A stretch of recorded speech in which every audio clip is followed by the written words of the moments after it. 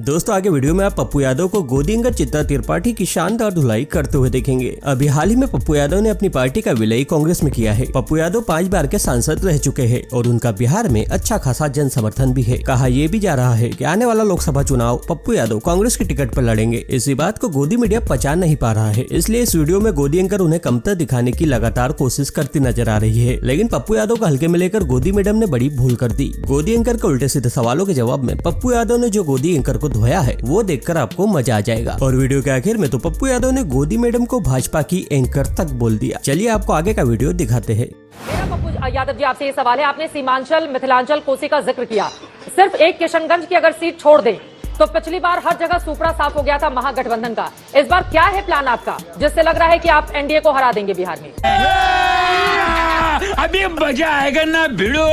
आप सुपरा साफ होने की बात करते हैं तो आप कभी ये सोचिए ना, मैं आपसे भी कहता हूं कि नीतीश कुमार जी अकेले चुनाव लड़े थे या बीजेपी भी अकेले चुनाव लड़ी थी। बीजेपी इतना परेशान क्यों है? हाँ। नरेंद्र मोदी जी नीतीश कुमार को गाली दे करके, यदि बहुत बड़ी हिम्मत है नरेंद्र मोदी जी को, तो संजय निषाद को जो सबसे बड़ा दुश्मन हुआ, प्रजापति ने क्या नहीं गाली दिया, हाँ। हार्दिक पटेल ने क्या नहीं कहा अमित शाह नरेंद्र मोदी जी को, और प्रजापति ने तो इतनी गालियां दी नरेंद्र मोदी जी को व्यक्तिगत जीवन में, उतना कोई दे नहीं सकता है। उसको आप स्वीकार कर लिए मंत्रिमंडल में। तो पप्पू यादव की सुपड़ा साफ करना राजनीति में उस समय इस्तेमाल किया जाता है जब राजनीतिक अस्तित्व पर खतरा बन रहा है। मेरी एक बात सुन लीजिए ना, पहले नरेंद्र भाई मोदी जी यदि 56 इंच की सीना बहुत मजबूत है ना, उनको कहिए कि देश के विकास पर और 10 साल में जो उन्होंने किया उसी लाइन पर लड़े। पप्पू यादव जी, लेकिन एक चीज के लिए आपकी तारीफ करनी होगी। देखिए, कोई मौजूदा वक्त में जब कांग्रेस पार्टी के दिग्गज नेताओं ने चुनाव लड़ने से इनकार कर दिया, जिनमें हालांकि सोनिया गांधी उम्र की वजह से नहीं लड़नी है, मल्लिकार्जुन खड़गे जगह जगह जाएंगे इस वजह से नहीं लड़ रहे हैं, अशोक गहलोत ने मना कर दिया, दिग्विजय सिंह, कमलनाथ, जितेंद्र सिंह, सचिन पायलट, नवजोत सिंह सिद्धू, मेरे पास पूरी लंबी फहरिस्त है, लेकिन आपने दम ठोक कर कहा है कि आप पूर्णिया से चुनाव लड़ेंगे। पप्पू यादव जी, इसके लिए तो आप बधाई के पात्र हैं ना, कि जब दिग्गज कांग्रेसी मना कर रहे हैं उस समय पप्पू यादव जी।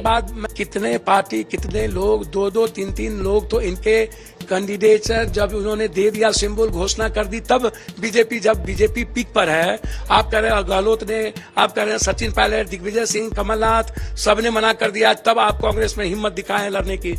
मैं एक बात बहुत क्लियर आपको कह देना चाहता हूँ और इसको आप समझिए कि राहुल गांधी जी ने दिल जीता इस देश का।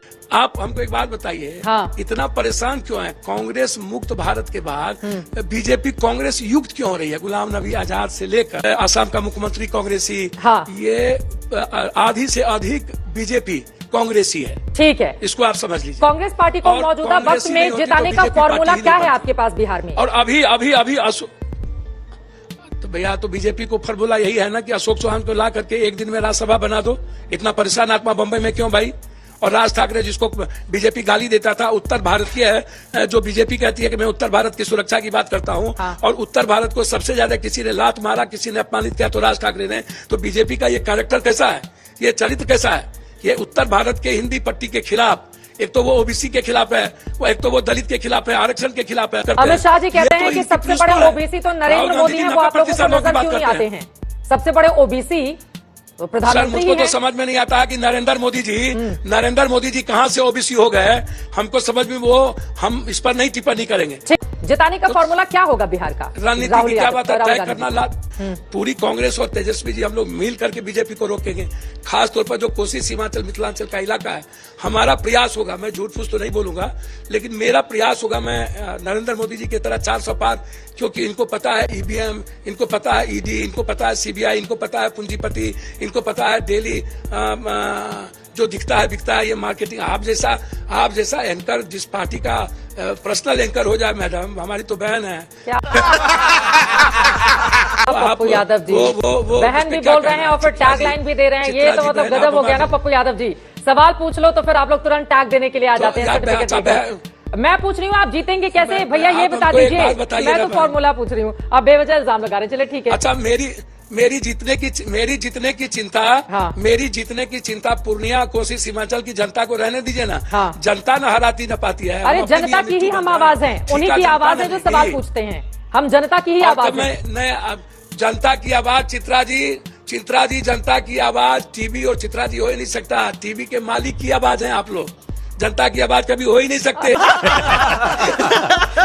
पप्पू यादव मालिक की आवाज होते हैं पूर्णिया को जाकर के पूछिए, पूर्णिया को जाकर के पूछिए, सीमांचल को जाकर के पूछिए। अरे जाकर पूछना क्या है, मैं लगातार रिपोर्टिंग करती रहती हूँ सर पप्पू यादव जी, आपको बताने की जरूरत तो है नहीं तो बिहार की रिपोर्टिंग मैंने कितनी की है, कई जगहों पर मैंने की है। कह दूं, मेरी जितनी मेरी पार्टी, सुनिए चित्रा जी, मेरी पार्टी जो आज मर्ज की है, हमारे वर्कर में जो लड़ने मरने का जज्बा रहा है और जो संघर्ष करने का जज्बा रहा है, और जो कांग्रेस की आइडियोलॉजी है जो दुनिया देख रही है, वर्ल्ड संघर्ष और मरने के जज्बा के साथ एक बड़ी आइडियोलॉजी का मिलन हुआ है।